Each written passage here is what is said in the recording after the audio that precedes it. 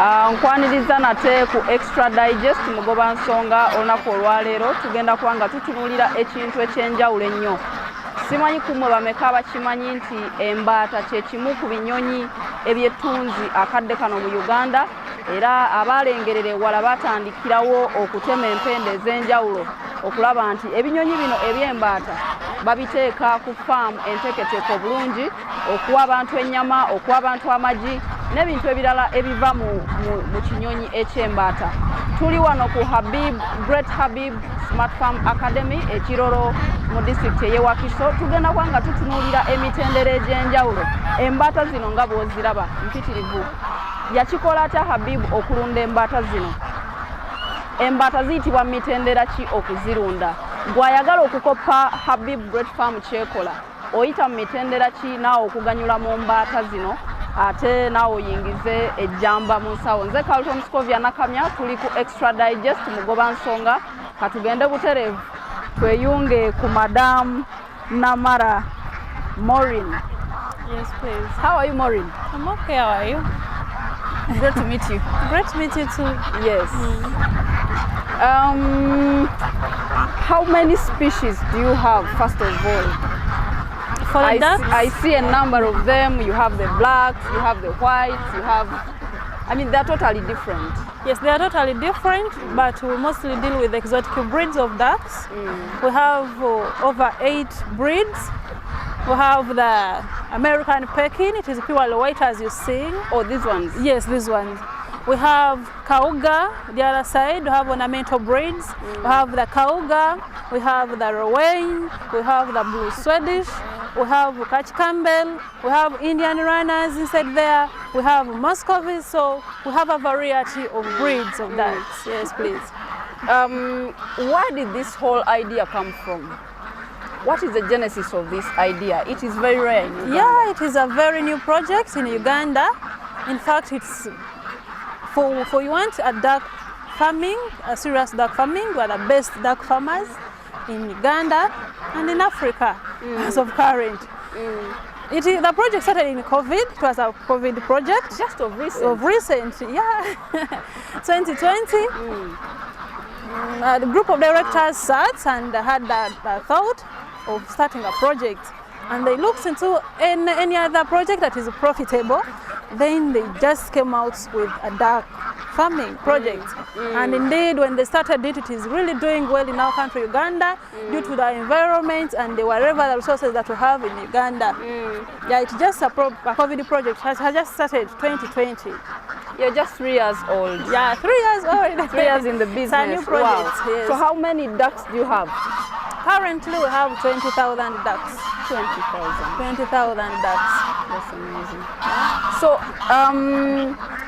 what is the size of the land? Do you need a very huge piece of land? What is your acreage? The size of land, it matters with the numbers. Of course, we started small. For any other farmer, may not think about the 20 acre of land, may not think about the 10. Even if you have 1 acre, even if you have a quarter, you can start duck farming, provided you have some water. You know, ducks, they need water. It is the main resource. To have ducks, you need to have water within the land. So you may not need to have that much bigger land. So mu COVID mwatula ne ba director batula ne bagamba wano katuteekewo kuki Embaata. Yeah, they sat down, batula ne balaba all projects, and they really came out ne bagamba projects endala weziri naye ffe tugenda kujja naki n'ekipya, tugenda kujja n'embaata. Lwaki? Embaata eno gy'olaba erina advantages ezitali mu projects endala. And the simplicity, obwangu bwakyo, how to manage it, how to handle it. Embaata nyangu nnyo okusinga projects endala. For example, embaata terwala. Tojjanjaba mbaata? Tewali medication gye tukola mu mbaata, tetujjanjaba mbaata. Wadde vitamins nga ze tuwa enkoko? Tetuvaccinatinga mbaata, tetuwa vitamins. There is no any other antibiotics we use. We use organic things that are available in our environment. For example, oba oyagala kuva to do the warming, also noise okozesa pawpaw leaves as an antibiotic. Then the warming, you can use pawpaw seeds. Ebikoola by'amapaapaali. Yes, please. Namara. Kati zino embaata saawa zino ngambye mwine embaata emitwalo 2 mu myaka 3 mwatandika n'embaata mmeka? Okutandika kw'embaata zino it was something so small. In fact kati tuyina ebiyumba nga 10 byonna nga birimu embaata. Naye twatandika with only one structure. Ekyumba kyali kimu nga tutandika n'embaata 50. You cannot imagine.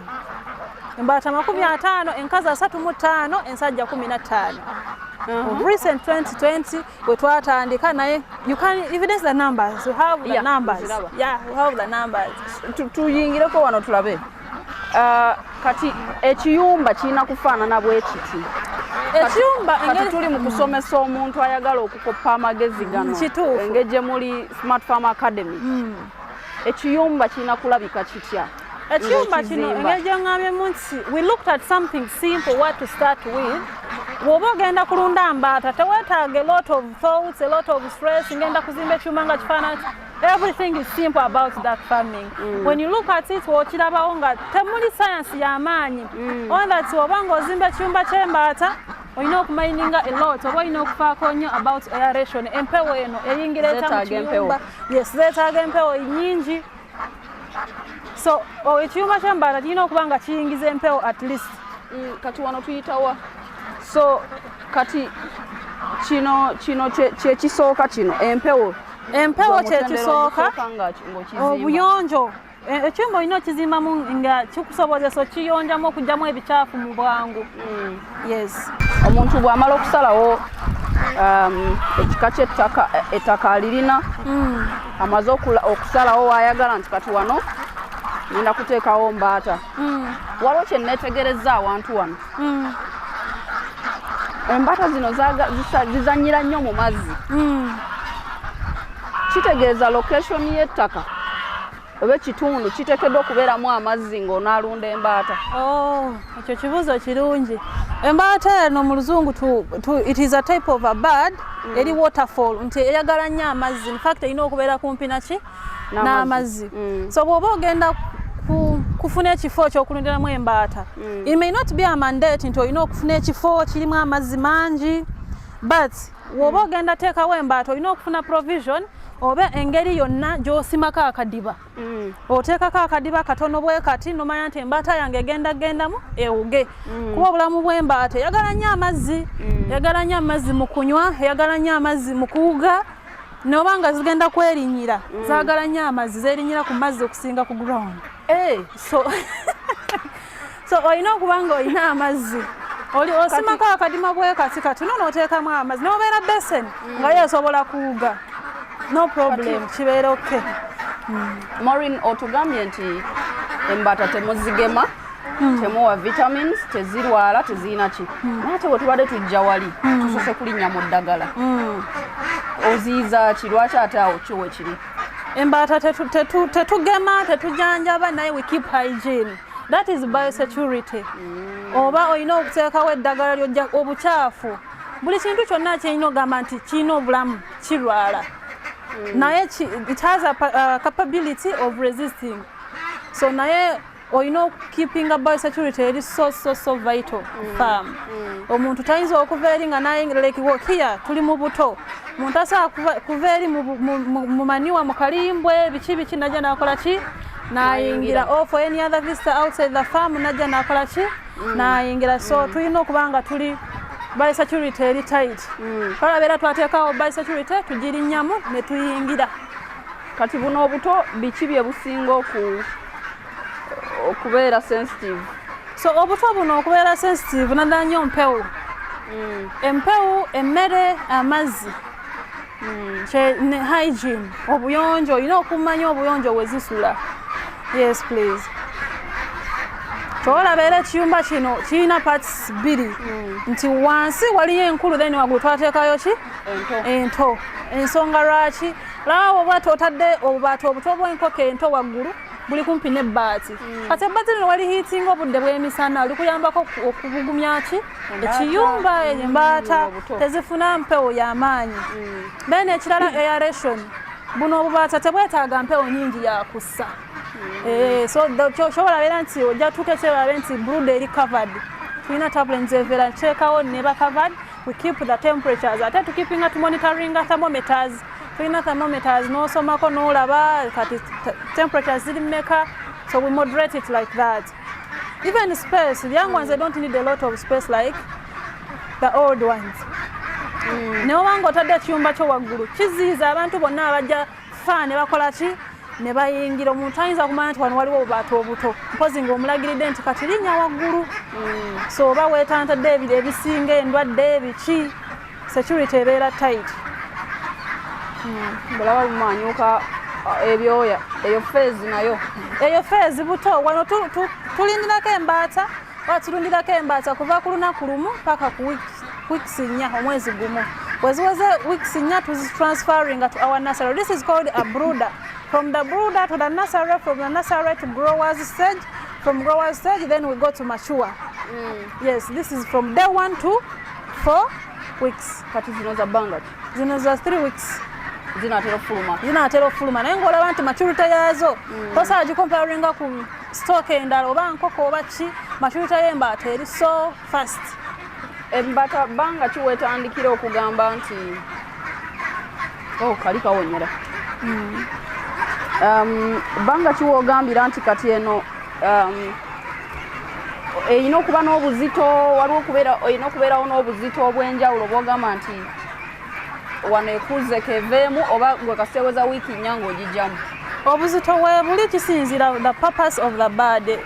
Lwaki olunzeeyo embaata. For example, an American Peking breed, for it oyinza ogirunda nga mbaata ya broiler ey'ennyama, oyinza ogirunda nga mbaata yaki ey'amagi. So kati tulina target weight eyolaba nti kati maturity 4 months embaata eba ekuze. 4 months that is a mature duck eba etandika okubiika. Naye at 2 months those are 8 weeks. Awo embaata eba eri ready for slaughter. Oba ogikuzisa nga broiler ng'ekuwa kilo 3 dressed weight ng'omaze ogisala. Ezo wiiki mmeka? Weeks 8 myezi 2. Awo broiler oba ogisala eba ekuze bulungi eba ekuze bulungi era tugenda girabako embaata ye weeks 8 nga ekuze bulungi.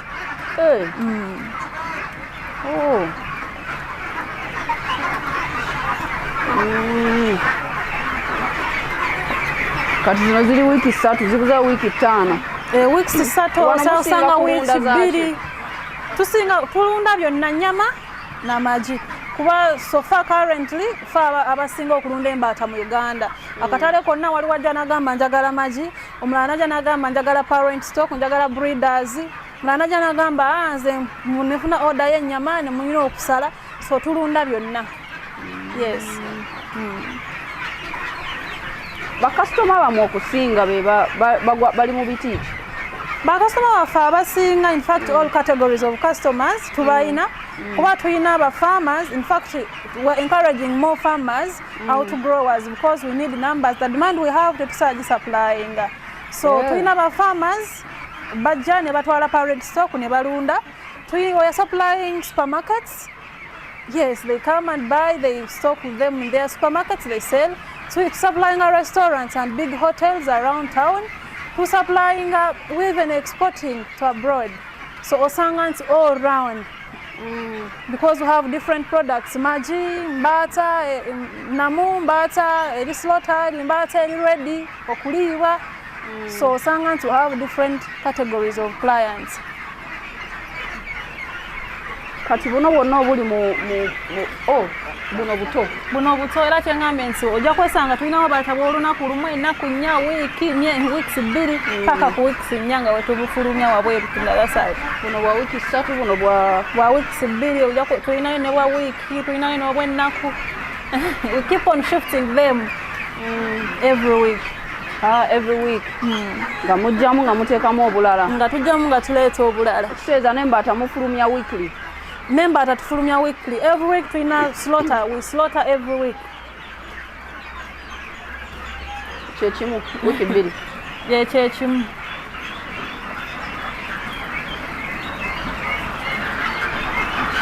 Amazzi nywa nnyo amazzi.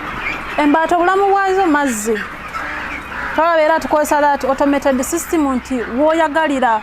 It is not tiresome. Buli mukozi yenna oba naawe kennyini as a boss oyingidde mu mbaata nosanga tezirina mazzi osumula busumuzi ne gakola ki? Ne gatambula wonna. So it really supplies the birds with the sufficient water until every time amazzi wegali ate gali clean. Aga dropping outside nga gali wasted it just flows out. Ga flowing out ne gagenda. Ate we gabeerawo like it can many birds, many ducks can drink from one drinker. Anywhere ko wenda ne kola ki nejja nenywa. Yes.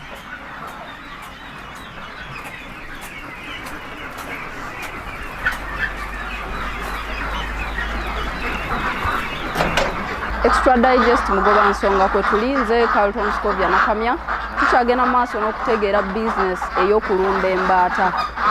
Tutegedde emitendera embaata gyeyitamu nga nto ebika by'embaata ebiri wano ate twaga tutegeere okubiika kw'embaata kubeera kutya, bika ki ebibiika, embaata ebika olina kugiriisa otya, olina kugirabirira otya, amagi ago olina kugatereka otya okukuwa amakungula amalungi bw'oba oyagala ku magi gakulya oba amagi ag'okwaluza n'olyoka ofuna breed oba stock eddako. Kale katwongere okweyunga ku Maureen ate tutwale mu mutendera guno nate omulala. This breed is called tujiyita American Peking. American Peking. Yes. Yes. Hey, embaata tezesa amagi ago? Tesobola kugaasa lwakuba nti embaata yo ekigere kyayo wansi it's like a web, it's so soft down. Tesobola kwasa giryayo. Kati embaata zino kika ki ekibiika? Ogambe mulina breed 8 so ezibiika ze ziriwa? Breed zonna zetwogeddeko zibiika. Naye bw'oba oyagala production ng'oyagala amagi amangi tulunda American Peking. Naye kyolaba tugirunda mu bungi. Bw'oba oyagala amagi amangi ojja kulunda ki? American Peking. Naye era endala breed nazo zikola ki? Naye tezenkana American Peking. Yes. Kati embaata ng'emaze okubiika eggi lino tulaba temunnaba kugalondamu. Zibiika budde ki? Zibiika waliwo ezibiika ku makya mu ttuntu lw'eggulo oba zonna zibiika mulundi gumu? Embaata zino kubiika kwazo zibiika kuva ssaawa 11 ku makya paka nga ssaawa 3. Awo woofuna production eri ey'amaanyi nomanya nti leero nfunye amagi trays mmeka. Naye nga zikipinga on nga zidropinga amagi nga zibiikayo g'olaba gano naye era nago mangi. So tusooka ne tulondamu amagi ku makya ssaawa 2 nga tumaze okuggyamu amagi. Naye era ziddamu ne zikola ki? Ne zibeera nga zibiikabiikayo amagi amatonotono. Yes, please. Embaata ebiika olina kugirabirira otya? Embaata ebiika okugirabirira kwayo ebeera yeetaaga mmere gy'erina okulya obulungi, nga mmere erinamu ekirungo ekisobozesa okubiika. Embaata eno okulya kwayo olina ogisuply nga weyisamu greens. Zirya vegetables ng'olaba taddemu. Yes, bino byolaba taddemu sukuma wiki, cabbage. Embaata eno organically oyinza ogiwa ebikoola bya papaali, ziri ebikoola by'amapapaali, ogiwa obusigo bw'amapapaali. Ne papaali yennyini nga lyengedde embaata ekola ki? Those are the things we supplement our feeding. Then oyinza ogiwa n'ensujju yennyini ogitemaatema n'okola ki? N'ogiwa. Oyinza ogiwa ebikoola bya sweet potatoes, lumonde n'oleeta n'oteekamu embaata yo n'ekola ki? N'erya n'ekuwa amagi g'oyagala. Ng'omaze okufuna amagi gano embaata eno ebiikira bbanga ki? Embaata eno okutuuka okuwa eggi n'olaba nti embaata ekuze etandika okubiika ng'erina emyezi 4. Emyezi 4 embaata etandika okubiika naye egenda kuwa amagi almost omwaka mulamba ng'ebiika. Ewumulamu emirundi ng'ebiri mu mwaka, emyezi egi 2 naye ng'emyezi egisigadde ng'ekola ki? Ng'ebiika. Omwaka mulamba ebiika amagi 3-2. Kati eri mu nkoko zetumanyidde zetusinga okumanya enkoko ezifulumya amagi ag'okwaluza zibeeramu n'empanga. Empanga ezo ne ziyambako okulinnyira okufatalizinga amagi gano. Kituufu. Embaata namwe muteekamu embaata enkazi n'ensajja? Embaata jjukira amagi g'oyagala kisinzira amagi g'oyagala anyway. Kati fe amagi ge twagala tuba twagala gali fertilized. Nga tugatwala mu incubator mu byuma byaffe ne tujjamu obwana obubaata obuto. So embaata weba genda kubiika era ogikipinga n'ensajja a ratio of 1 to 3 ng'ensajja eri emu enkazi ziri mmeka 3 buli nsajja emu ng'ogiwa enkazi mmeka 3 so kyobola beera at least 99% amagi g'ofuna gajja kubeera gali ki fertilized. Embaata zino ogambye ebigere byazo byo tebisobola kwasa magi naye mu nkoko tulaba nnyo enkoko zisojjogola amagi ne zigaasa ne zigalya n'okugalya. Wano embaata muzikola mitya ku mimwa egyo ate miwanvu? Embaata eno engeri Katonda gye yagitondamu omumwa gwayo tesobola kwasa magi lwakuba omumwa gwayo guli blunt si musongovu ng'ogw'enkoko. Enkoko lwaki tukola debeaking oba lwaki tugisalako omumwa lwakuba omumwa gwayo muki guli so sharp musongovu nnyo so tugisalako omumwa tukola debeaking netasobola kwasa magi naye kyo omumwa gw'embaata gulinga ki plastic. It's plastic in nature newo kikwatako oyinza okimenya so si kigumu ekiri awo ntisobola kwasa magi so we don't get that problem obwo obuzibu tetubulina obwokwasa magi newogalekamu booti paka olweggulo ojja kusanga amagi go mwegali. Ku mitwalo 2 egy'embaata zonna ze mulina American peke tulaba ye breed esinga kati wano obungi kuba ebiika zo ziri mulinamu nga mmeka?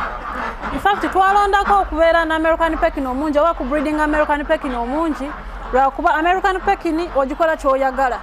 Oba oyagala kugirunda ng'ey'amagi ojja kufuna amagigo oba oyagala girunda ng'ennyama ojja kufuna ki ennyama. So ku mitwalo 2 gye tuyina omutwalo gumu 8 mbaata za American peke era ze tuyina mu bungi okusinga due to the added advantages ze tuyina. Ekula mangu ebiika amagi ekola mangu ennyama eri resistant to diseases terwala is handling tayina bukwakuliza obulyawo ate okutte ku magi tegagenda kwaluza ate ki so American peke twasanga nti yembaata gy'oyinza okulunda n'ofuna kyoyagala mu bwangu. Breed eno mwagijjawa? Breed eno it is imported from China. Eva China. Cheza buno obwaffe obuli loko bwe tulina tusaaga busaazi. Si kusaaga because tosobola ku avoiding ekintu kye bwe butonde bwaffe like you cannot avoid it completely. Nazo tulina muscovies naye bw'oba oyagala production muscovies they take time to grow zikula mpola naye kati bw'oba oyagala production ekintu ogyekozeeko nga kikula mangu nga kyegaziwa olina okukola American peke. Mu myezi 4 etandise okusuulira amagigo. So kati wano zino ezibiika waliwo extra care gye muziwa okuva ku ndala oba bwe muyisa ziri ne zino ezibiika bwe muziyisa? And extra care teyandibadde awo y'amaanyi naye mothers abakyala twetaaga care we belong to animal kingdom so nazo zeetaaga comfort twalabeera tulina mu boxi zino nti wewulira ng'eyagala kubiika ekola ki eyingira n'ebiika bw'eba eyagala kuwummulamu nga si kubiika naye ng'eyagala kuwummulamu eyingira n'ekola ki neewummulamu ate n'emmere olina ogiwa emmere mu budde bw'oba oluddewo ogiwa emmere amagi ng'ekola ki ng'esala naye sesala nnyo ng'enkoko naye tension ebeerawo ng'olina okulabira ekintu ekibiika ogiwa emmere mu budde amazzi galina okubeeramu ng'enywa ng'amagi ogajjamu mu budde so a lot of tension is needed ng'olabirira embaata ebiika.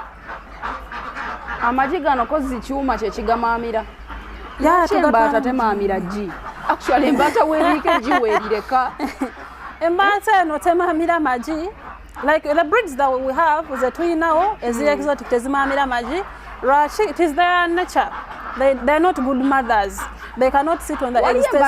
Ezimaamira amagi waliyo embaata ezimaamira amagi eŋŋanda esobola okumaamira amagi gaayo yes naye kati tukozesa ebyuma kubanga embaata ziringa factory ye ekola gwa kusuulira amagi gwe n'okola ki n'olonda n'otwala mu kyuma ate w'okoma okugalonda ennyo w'okoma okugiwala ati gyoba love eba yeebuuza amagi gange gakoze eki galazeewa so w'olonda nga neddayi n'ekola ki n'ebiika eba yeebuuza amagi gange naye gembiika galagawa so gwe weefunamu amalala nga weeteekawo amalala ate tulaba abamu amagi g'embaata bagawa enkoko ne zigamaamira bw'oba oli ku incubation period yemu incubation period si yemu naye enkoko bw'oba nga tennalabako kukaana ayinza obutavaawo ng'emaamira incubation y'embaata it is more longer oba yo etwalako ennaku mpanvuko kusinga ku nkoko. Incubation y'embaata etwala ennaku 28 American pecking.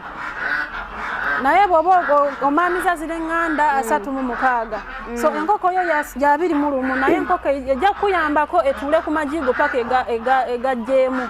Naye kati for large production like kati nga ffe stage gye tuliko tetusobola kukozesa nkoko, tetusobola kukozesa binyonyi birala okumaamira gana amagi mangi muli ku large scale. Large scale. Naye for any other farmer ayinayo embaata emu 2 ng'ayinayo n'enkoko ze asobola tayeralikirira kyuma asobola kujjayo amagi n'agawa enkoko n'ekola ki n'egamaamira. Okay. Wow. Kati mmere kika ki gye zirina okulya?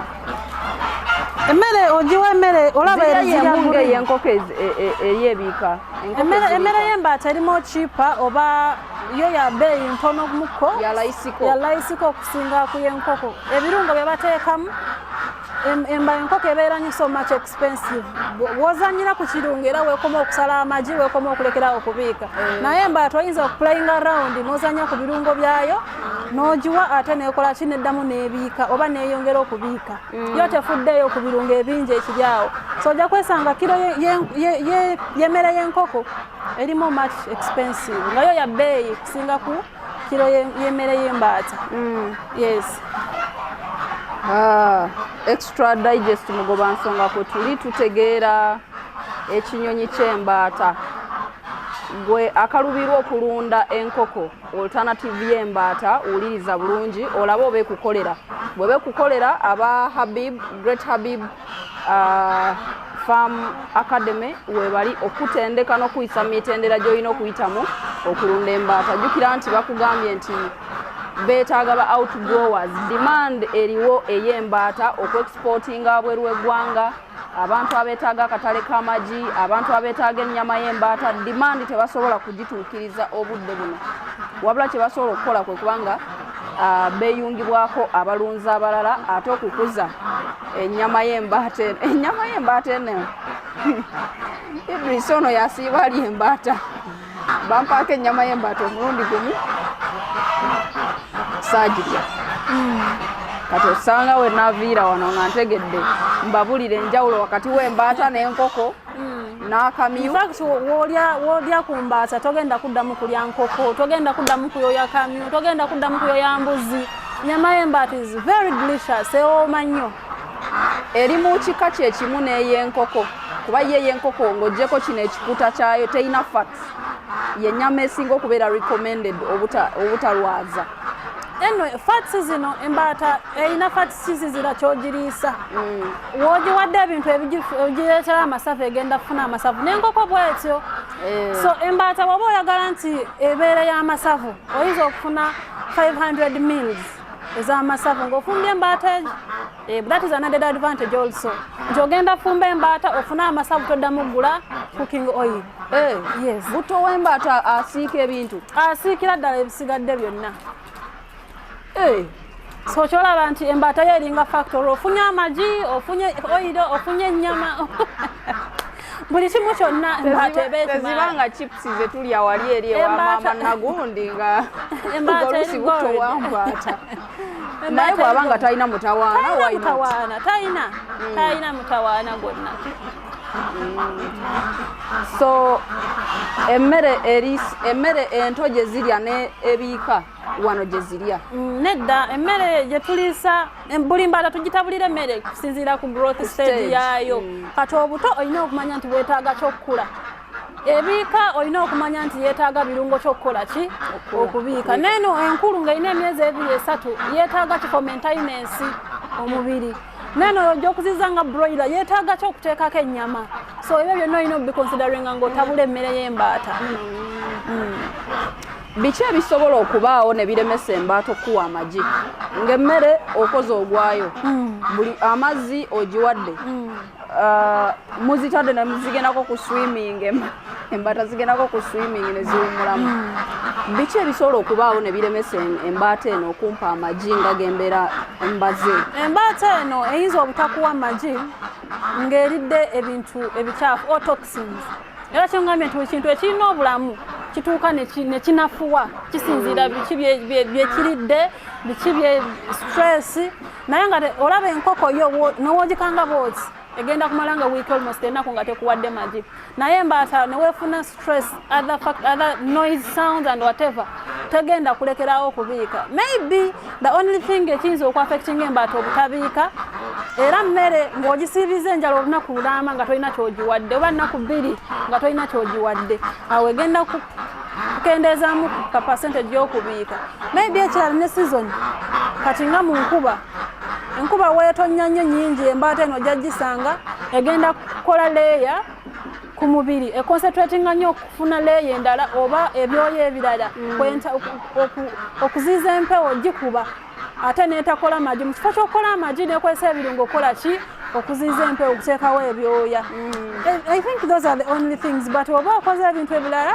embaata ebeera ng'ekuwa amagi g'oyagala waliwo kika ky'embaata ky'empulya kye bayita mbaata kabuzi eyo yebeera etya mugiina wano tugiina wano ate mbaata kabuzi nayo tugiina in fact fe abannayuganda oba ninawolokolangu ekiyinza ogiyita mbaata kabuzi naye si mbaata belonging to family we call them geese si mbaata geese yes tulina different types of geese engeri gyozirabako wano ate nazo tuziina mu bungi zino mbaata kabuzi zino empanvu zino kati eyo empanvu gyolaba nga erina ensinga empanvu erina omutwe omuneneneneko ndowooza bw'oba olaba ebikanga 3 waliwo kino ekimpi kya white waliwo nerina ebyoya ebyawukanamuuko nene empanvu nnyo obulago buwanvu it is a Chinese also it is called Chinese geese they are geese we imported them from China then tulina mbaata kabuzi tumanyi nga mbaata kabuzi za pure white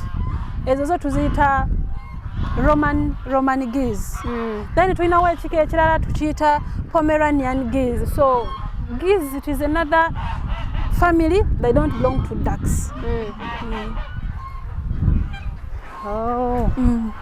to them so kati ziwuga budde ki mbaata zino ogambye ziwugamuuko okuwuga kwazo tezirina timetable iyo weeyagalira kati nga zino ziri ku free range buli weeyagalira weekola ki weewugenda n'amazzi neewuga kuwuga kuno kuli so important ku mbaata zaagala nnyo okuwuga jjukira okulya kw'embaata egenda kuteekamu omumwa gwonna mu mmere eteekamu omumwa gwonna mu mmere ng'eya osanga nti emmere yonna egikwatidde ku mimwa ku nnyindo then neeremererwa okussa then for any other farmer ayinza ogamba embaata zange zikoze eki ndwadde nga zirina ssenyiga nga tessa bulungi awo n'aleeta vet doctor n'ajanjaba ebitaliiyo naye embaata waba ogitadde mu mazzi neewuga ojja kwesanga nti gwonna omumwa guli kiliini ennyindo zonna ziri kiliini ng'essana bulungi kati teweetaaga ogamba nti embaata zange zirina obulwadde okuwuga kuli so important ku mbaata lwaki embaata ezimu ziri ku free range endala ziri mu kiyumba endala ziri mu kiyumba for easy management but it's better when you have partitioned land eno side ngenda kuteekako geese American Pekin endala ngenda kuteekako other breeds another thing zino zigizi ziri wabweru lwakuba nti for them they have a good foraging capacity oba zirya nnyo omuddo mbaata kabuzi nazo zibiika bulungi zirya nnyo omuddo ekyeeza zo wezisanga wezibiika nedda zimanyi wezibiika era wezikulya nga zaagala kubiika ziddayo ku kiyumba nezibiika mwe gye mugasanga gye tugasanga ne tugalonda lwaki embaata ezo baziyita mbaata kabuzi anyway it is a Uganda thing I don't know about it simanyi lwaki baziyita mbaata kabuzi oba lwakuba zoogera nnyo ng'embuzi simanyi zireekaana but they are so good to have them on your farm n'oba ng'olina ente oba olina embuzi oyinza okufunayo peya nga 2 oba 1 n'ogirunda lwakuba embaata zino ziyamba nnyo for security n'oba nga tolina ky'olina ewaka ekuuma bulungi teweetaaga sikaali teweetaaga mundu teweetaaga mbwa ng'olina mbaata kabuzi erwana n'ekugoba paka ekutuusiza weekutuusa embaata n'embwa kyekisinga embwa it may be so harmful embwa eyinza okuluma omuntu ate n'ogenda mukozesa kujanjaba ki omuntu naye kino kikola security omuntu n'akitya nga tekimuhaaminze so kati wano tulundirako other ornamental breeds zetugambye ndowooza oziraba how beautiful they are with their different colors obadde mbuuzaako zifaanana ng'enkofu actually natusi wano ne ngamba wano walaga waliwo n'enkofu so kati ziizo kalo ziraba ombuuzizzaako nti omuntu weetaaga ekidiba weetaaga ettaka eririmu amazzi olaba kano akadiba akatono bwe kati engeri gye kalimu and one person can make it in his land n'akakola bwe kati embaata nekola ki neewuga tekyetaaga kireeri ekidiba kinene. Kati eno breed bagiyita batya? This is rawen. That is a beautiful rawen. Ekola ng'ennyama neki n'amagi byonna, but they are ornamental breeds. They are so beautiful. Buno bwonga bumpi. Yeah, that's their nature. Kati obwo bwa bbanga ki? These ones are mature. That's how their size is. Myezi 4-5 babukuze. Kati ne zino zibiika myezi 4-5. Zibiika amagi already. Zibiika amagi. Embaata kye kintu ky'olunda ewaka n'olabako noba nga buddewo bw'obukadde n'olabako n'owulira nti osanyuka. Ekintu ekigenda mu mazzi ne kiwuga nga kirina such a beautiful color. Lwaki oba tokirunda ewuwo?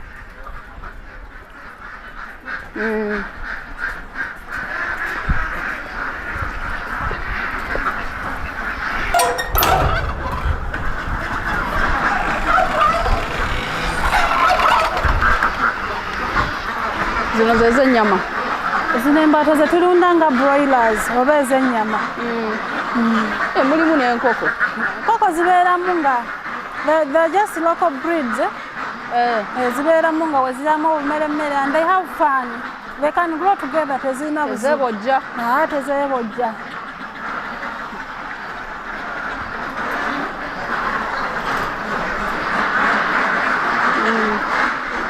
So endabirira y'embaata ez'ennyama eyawukana etya n'embaata ey'amagi kubanga ye y'ennyama yeetaaga ekifi nga kiwera endabirira eyawukana etya? Embaata y'ennyama in fact olaba nti wano enamba it is a bit small wano mu partition esooka nti olwadde twaziggyeemu naye embaata y'ennyama teyeetaaga space ennene kuba yo it is not encouraged oba tebagiragirira nnyo okukola exercise okudduka baba bagiragirira nti erye ewummule erye enywa amazzi ewummulire awo ate embaata zino tuzijja eri mu buluuda mu buto nga zimaze okukula at least 2 weeks nga tumaze okuziwa parrot awo you identify embaata erina capacity ekula mangu gy'oba olondamu n'otwala mu broiler wetulonda ne tusootinga kugamba zino zigenda beera z'ennyama zino tugenda zirunda ng'ezo ezibiika parent stock awo netandika ne tulunda endabirira yaazo teri so much different kuva ku mbaata endala kuba nayo erina ogiwa amazzi ng'erina amazzi gaayo all the time erina okuba ng'erina amazzi then n'emmere we give it wet feeds we wet their feeds tuteekamu emmere amazzi ne tuziwa wet feeds lwaki nti emmere bw'ebanga erimu amazzi embaata erya nnyo jjukira obulamu bw'embaata bw'eba erya erina okuva wano n'egenda n'enywa amazzi n'ekomawo naye kati emmere n'oba ogitaddemu amazzi kikakatako embaata okubeerawo ng'erya nga tedduse kugenda ku mazzi ate ne digestion so long as buli kintu kyonna bw'okiwa emmere ng'erimu amazzi kyala naawe omala okulya ng'oyagala okole ki onywe kiyambako digestion emmere nga badigestinga mangu nga emmere the nutrients get used in the body of a duck negetinga used up then embaata nekola ennyama mu bwangu. Kati zino za bbanga ki? Zino za weeks ezisooka za weeks 8 eziddako za weeks 6 neera almost kyekimu osanga nti za weeks 6 already enkulu they were ready for slaughter. Zizi za weeks 4 tugenda nga tushiftinga bweti zote zetaaga space nene kwanda bazefuti. Yes, tezetaaga space nene tezetaaga kola exercise eryawo yana just zitidde bantu zitidde bantu ziye zibiika zote tezaatidde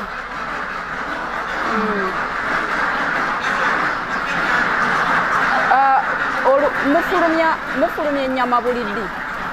Tufulumya ennyama buli wiiki tubeerawo ne batch at least etuuse okusalibwa so tubeera ne orders nga tucollectinga orders then ne tufuna olunaku at least every Saturday olunaku lwaffe lwa kusala sanga kusaza embaata 10 oba 8 then we supply to those restaurants ezibanga zikoze orders. Yes, muzisalira wano? Tuzisalira wano.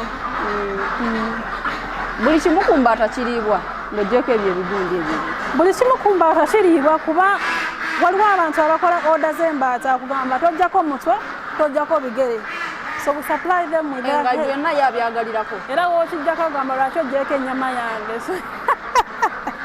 So tubawa embaata ng'erina omutwe n'ebigere. Embaata tewali kintu kye tusuula kuba even the offals ebyenda tulina catfish down there. Era tujjamu ebyenda ne tubitwala mu kiriba ky'ebyennyanja oba n'obufumbira embwa zo. Tulina embwa also at our restaurant wali embwa tuzifumbira ebyenda. Then ebyoya we collect them, they make pillows, they make other things. So kumbaata, yes, kumbaata tulina tekisuula. Yeah, the dark is gold, there is nothing to throw out. Embaata okukuwa ennyama ewooma erimu supu gw'osogamba nti ono supu omunywedde oba newenuguuna kugamba ennyama ng'ekuze ng'erabikako si bino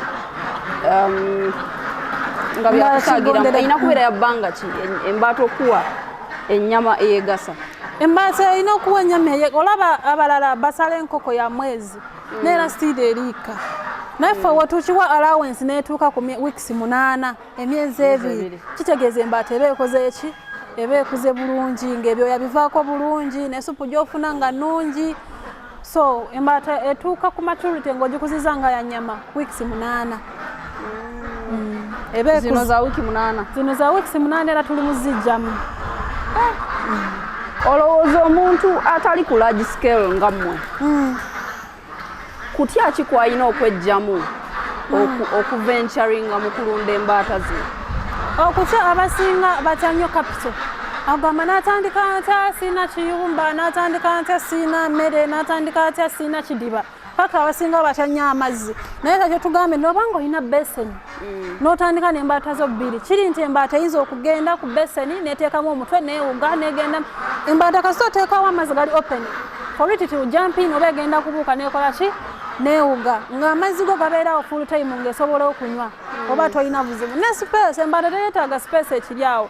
N'obanga olina kagaraji kalina some aeration oyinza oteekamu embaata zo 2 oba 3 n'okola ki n'olunda. So for any other farmer ayagala kulunda embaata tatya space tatya capital tatya bungi bw'embaata ayinza ogamba kati mwe muli eyo muyina embaata nyingi mwatandika mutya mwatandika na nyingi.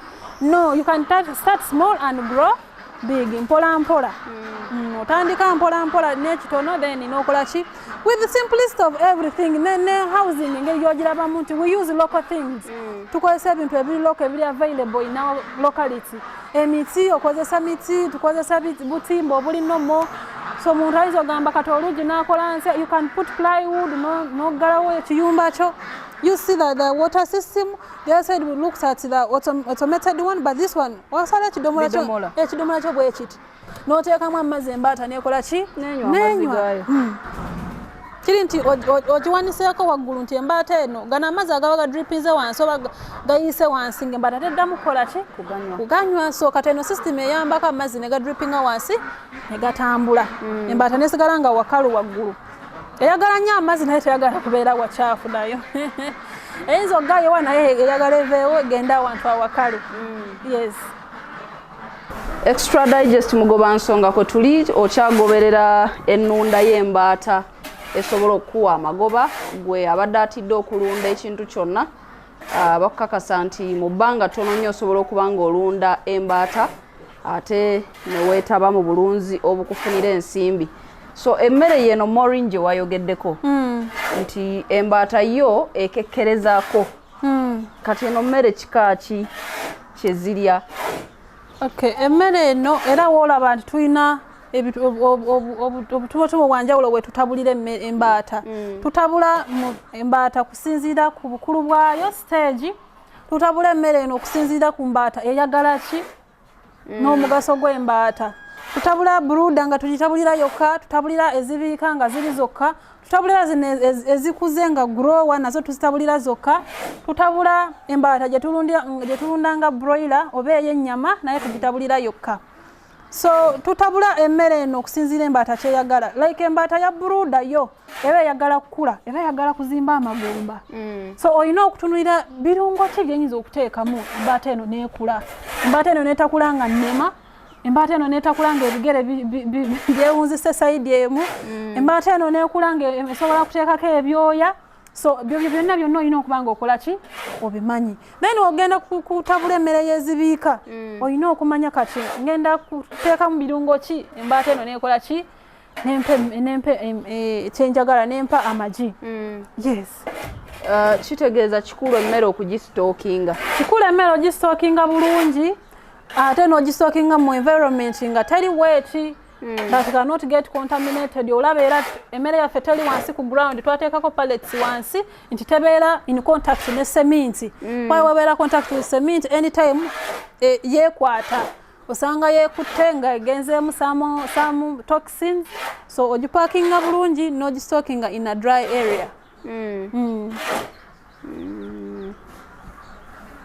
zirya kasooli zirya maize brand zirya mmere ki embaata erya emmere yonna erya available kiri nti esanzemu ebirungo gyegisobozesa okukula oba okubiika oba okuteekako ennyama era maize brand ali nomo wa bulijjo zimulya era kasooli wa bulijjo zimulya oba olina leftovers z'ekiyungu ng'ezo kawunga bijanjaalo bino byetusuula mu kyalo ka muwogo kwosuula mu mbaata nezikola ki nezirya that is making it more cheap okuzirunda okusingako ebintu ebirala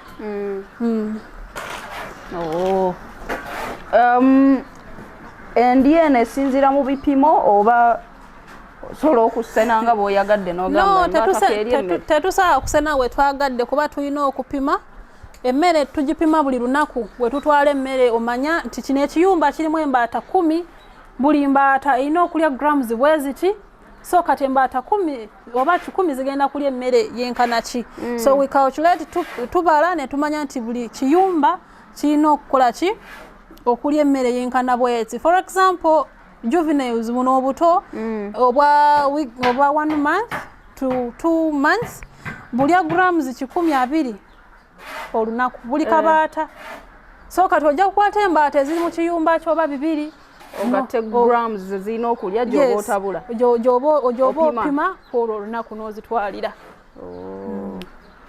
nezibiika bwezityo ng'omanya zirina okulya grams 180 buli mbaata buli lunaku so kati omanya nina embaata zange 10 mu kiyumba ezibiika oba 10 no multiplyingamu n'ozipimira n'oziwa weetagisawo amagezi ag'ekikugwawo okuba nti obeera mwegendereza ku bintu ebyo byogerako amagezi ag'ekikugu geetagisaamu naye si nnyo kubanga buli omu amanyi okubala bw'oba tomanyi kubala ofunayo omukugu n'akubalira n'akupimira then gwe n'omanya nti nze bwe embaata zange n'okikwata mu mutwe embaata zange n'oziwa kilo 10 buki buli lunaku naye temulimu sayansi y'amaanyi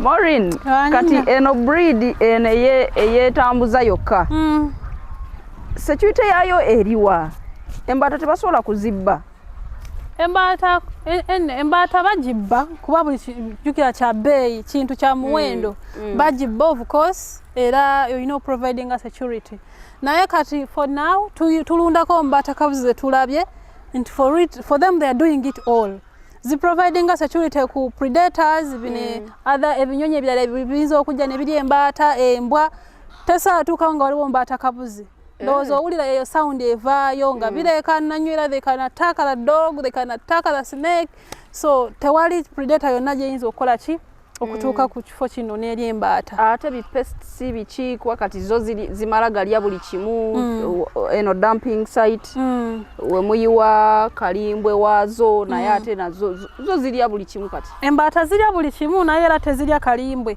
mu kalimbwe muno ziba nga zikwachinga oba zirondalondamu obuwuka yes tezirya kalimbwa ate naddala nnyo nti its life eri more resistant neweeryo obukyafu osanga at least 95% buli like resisted they cannot attack the bird yes so kalimbwa ono bw'ava eri bw'ati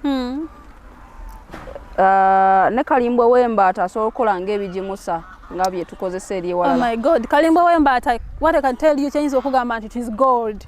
Kalimbwa w'embaata alina ebirungo bingi okusingako kalimbwa omulala gwali olabyeko bowuliddeko lwaki embaata n'obanga edigesting emmere gy'ogiwadde it doesn't digest a lot like okugyamu ebirungo okusengejja so kati mostly kalimba gwefulumya ebeeramu ebyo ebirungo by'ogiwadde so kyobola beera ne wogikozesa mu oba lusuku oba kasooli yenna ng'avaayo ng'agimuse bulungi ng'alabika bulungi naffe kennyini kalimba ono atuyambako kuba tusimba emmere yaffe ey'embaata to producing our own feeds tusimba kasooli tusimba soya so osanga at least 50% of our feeds tuzeekola ki tuzeerimira ate tutunda kalimba w'embaata abantu bamunoonya like ajja n'obagamba nti sikola ki siina tetutunda so bamutwala ne bamugula ate tumukozesa mu bidiba byaffe oyoola kalimba w'embaata n'oteekamu gundi ebyennyanja nebirya ki kalimbwe noba nga tebiridde kalimbwe ono ayambako ekidiba to be fertilized oba eteekamu ekigimusa amazzi ne gakola emmere y'embaata it makes it natural feeds for the fish I mean yes so kalimba w'embaata are so much important tubadde twogera ku bantu ku zino free range ebyokwerinda byazo naye ate n'ebyokwerinda bya farm generally eri abantu abatalina budde kubeera ku farm enkola ng'eri wano ey'okuba nti waliwo cameras security cameras biki zigattako ki ku byokwerinda bya farm nga camera ebyokwerinda bya farm cameras you know they really provide a very good security omanyi nti obudde obumu obwokozesa omuntu osaamwesiga 100% naye muntu oyinza ogamba nti nasikaali wange ow'ekiro naye natuuka obudde nakola ki neyeebaka nga toliiwo nga ng'olwedde weebase dda ate nekirala tosaa kutambula buli wamu wonna n'osobola ng'omuntu olumu oyinza okutuula wansi it helps you to monitor omonitoringa ng'otudde oluusi naawe okowa n'ogamba leero kansibeko mu office nga nkola kino as I monitor so kituyambako nnyo to monitor when we are already doing other things obeera ku mulimu omulala then no monitoring how activities are running ne boss yennyini wabanga taliiwo n'agamba kati faamu yange kino kiri bwe kiti kino kiri bwe kiti security at night cameras zituyambako monitoring emirimu gya faamu engeri gitambulamu still cameras kola ki zituyambako engeri gyogambye nti obubbi we have cameras all corners nti omuntu tayinza okulingira nga tokoze eki nga tomula we monitor them during the day and night era we monitor them yes please kale ebigambo bye bisembayo eri abantu abagala okuyiga okulunda embaata amagezi agasookerwako ddala ago aga debunking okutya kwe babeeramu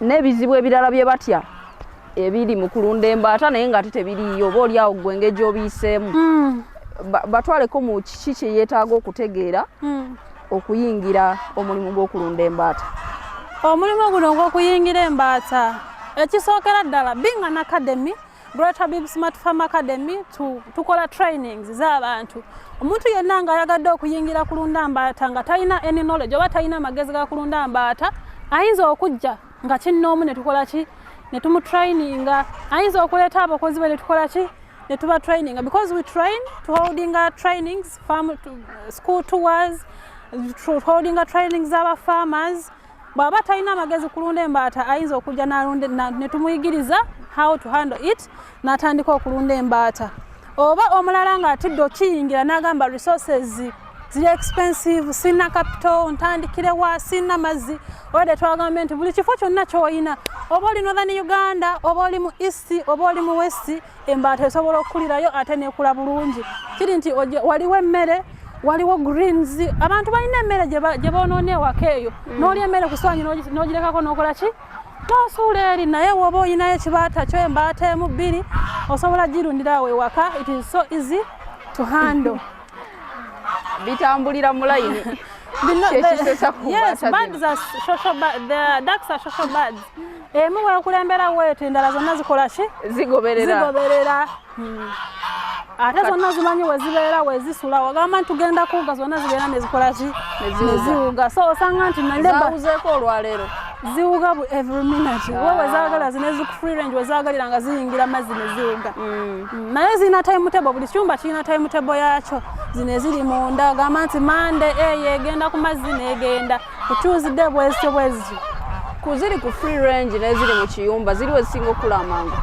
zonna zikula mangu tezirina buzibu naye zino mpoze free range omanyi buli system erina advantage ne disadvantage ziri eri it is easy to manage n'omanya nti kati buli lunaku embaata zange ziri bwezitize ziri mu kiyumba tezivuddeemu naye kati zino buli lunaku eziyingira olina okuba nga oluusi obala n'ogamba nti eno teriiko kanjinoonye oba ekirala ekiri mu free range advantage erimu nti embaata eno omubiri gwajjukira nzito naye kati woogireka wabweru ne yeetaaya n'etambula eba ekola exercise n'amagumba gawe ne gakola ki ne gaguma bulungi so free range is also good n'emmere yennyini osanga nti zino eziri wabweru tezirisa kingi ng'eziri munda zino they forage around ne zifuna omuddo ne zirya so osanga nti oba oziwadde ka brandi oba ozitabuddeyo kamere kabeera katini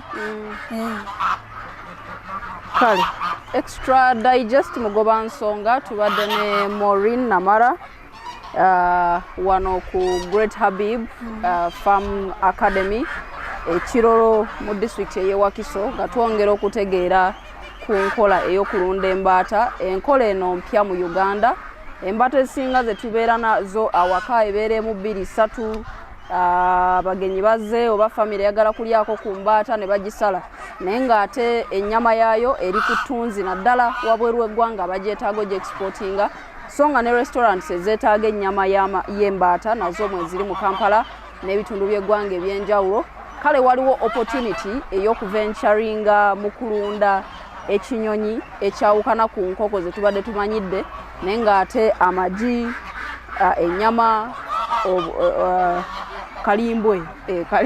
kalimbwe byonna bikola omulimu gwe gumu ng'enkoko gwekola tubadde ne Maureen Namara ku Extra Digest mugoba nsonga nze Carlton Scovia Nakamya nkujjukiza osubscribinge tovaawo